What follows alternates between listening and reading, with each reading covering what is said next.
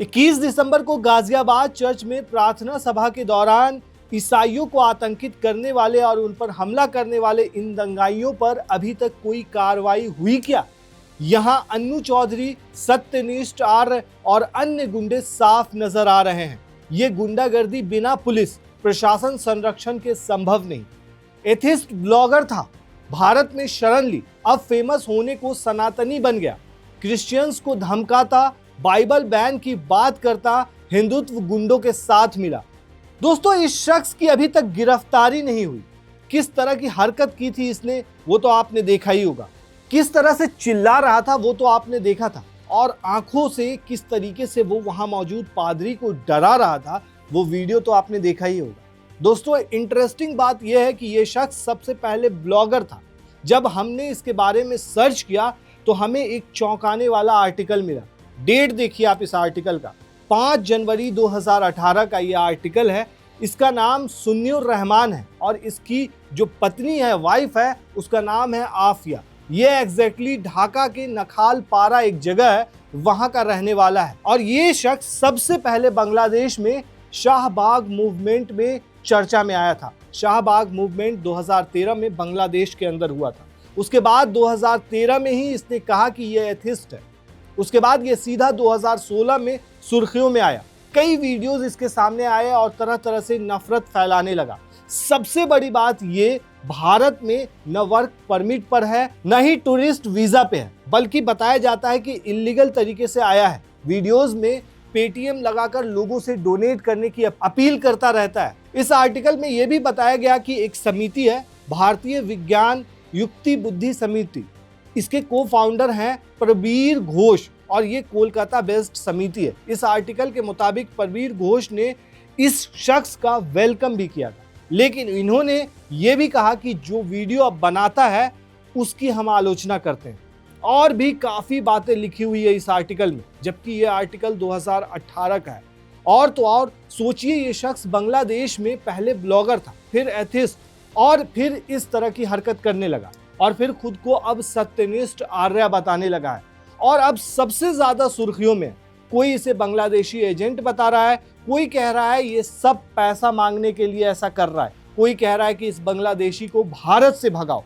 हालांकि अब ये शख्स बुरी तरीके से फंस चुका है। पहले बांग्लादेश से भारत आया, रहमान से नाम बदलकर रखा सत्यनिष्ठ आर्य। कई रिपोर्ट्स में दावा किया जा रहा है कि हिंदू संगठनों ने अब तक उसे जो संरक्षण दिया था वे भी अब उससे पल्ला झाड़ते दिख रहे हैं।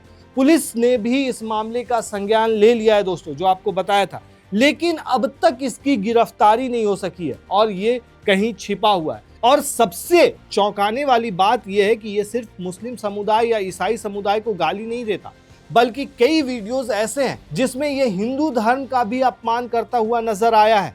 सोचिए, न जाने कितने वीडियोस वायरल हुए जिसमें क्रिसमस डे के मौके पर इसने तोड़ फोड़ की।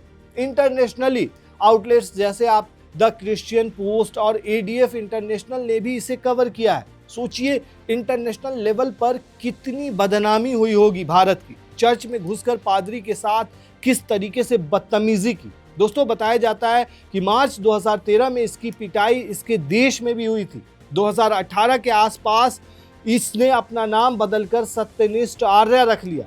अब सोशल मीडिया पर इस्लाम और ईसाई धर्म दोनों के खिलाफ नफरत भरे वीडियो को बनाता रहता है। फिलहाल नजर नहीं आ रहा है, जब से ये वीडियो वायरल हुआ है उसके बाद से नजर नहीं आ रहा है। सोच कर देखिए, पादरी को खुलेआम धमकी, जीसस क्राइस्ट के जन्म पर उकसाने वाले सवाल, और अंग्रेजी में टोन देखिए, बेबी बेबी करके चिल्ला रहा है और बता रहा है, मतलब इंग्लिश में समझाने की कोशिश कर रहा है।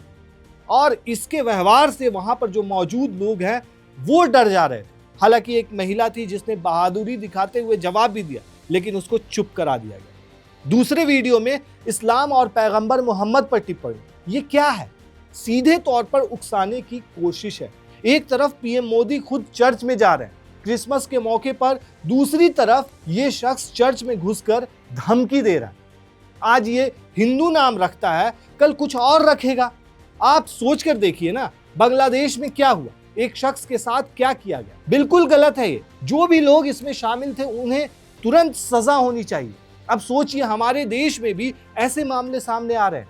और ऐसे ही लोगों की वजह से हिंसा भड़कती है। याद रखिए, आप नोट कर लीजिए इस बात को। मैंने पहले भी कहा था कि इससे बिल्कुल फर्क नहीं पड़ना चाहिए कि कोई नास्तिक है या किसी भी धर्म से जुड़ा हुआ है। संविधान के मुताबिक सभी को बराबर जीने का हक है, लेकिन फर्क तब पड़ता है जब धर्म को हथियार बनाया जाए और नफरत को सच का नाम दे दिया जाए।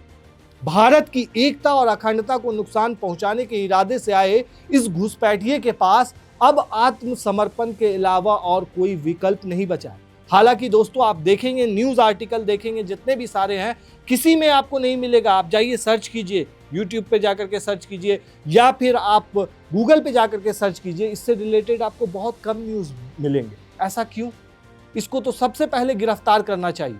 दोस्तों, इस पूरे मामले पर आप क्या कहते हैं हमें कमेंट में जरूर बताएं। और आप भी चाहते हैं कि इसकी गिरफ्तारी हो तो इस वीडियो को ज्यादा से ज्यादा शेयर करें, ताकि लोगों को पता चले कि किस तरीके से भारत को बदनाम कर रहा है ये शख्स।